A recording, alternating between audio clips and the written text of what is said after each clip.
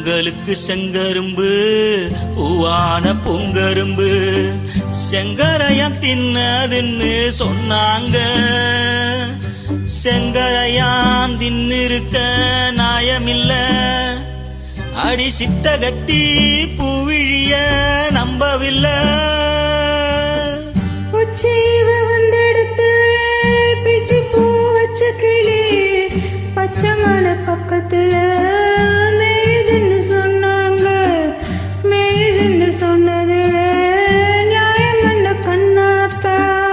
உச்சி வகுந்தெடுத்து பிச்சி பூ வச்ச கிளி பச்சை மலை பக்கத்துல மெய்துன்னு சொன்னாங்க. மெய்துன்னு சொன்னதில நியாயம் என்ன கண்ணாத்தா?